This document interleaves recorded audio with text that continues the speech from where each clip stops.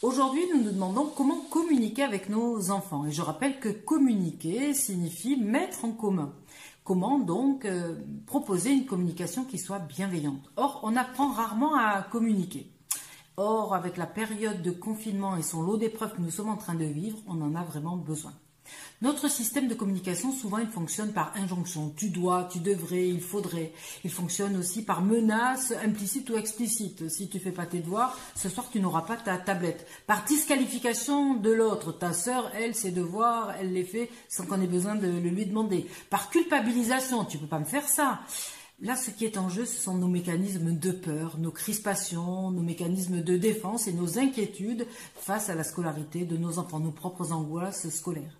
Il ne faut pas oublier que nous avons des neurones miroirs. Si je baille, vous baillez. Si je mets mes mains sur la tête pour vous parler, vous aurez tendance à faire la même chose. Eh bien, si vous haussez le ton, votre enfant va avoir tendance à hausser le ton. Nous devons donc mettre en place une nouvelle hygiène relationnelle. Et c'est le bon moment pour apprendre.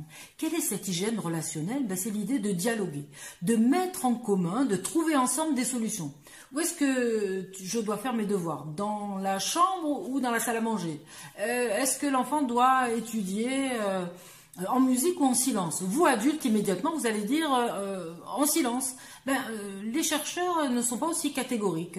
Pour certains, en effet, lorsqu'on doit mobiliser des fonctions cognitives de notre cerveau, la musique a plutôt tendance à parasiter certains circuits actifs, mais pour d'autres, la musique est un moment qui stimule la mémorisation, permet de ressentir moins de fatigue et joue au niveau émotionnel. C'est une bulle d'oxygène dans un moment anxiogène, celui que nous vivons. Donc peut-être que pour certains enfants, la musique c'est bien, surtout pour les adolescents qui en ont souvent besoin. L'important, c'est de favoriser un environnement propice à l'étude et à l'apprentissage et à le dialoguer, à le penser en commun. Le dialogue, c'est l'essentiel pour formuler ensemble une action concrète, une décision qu'on va mettre en œuvre. En gros, c'est je fais ce que je dis ce que je fais et si je ne l'ai pas fait, je le dis aussi. À demain pour une autre petite pastille.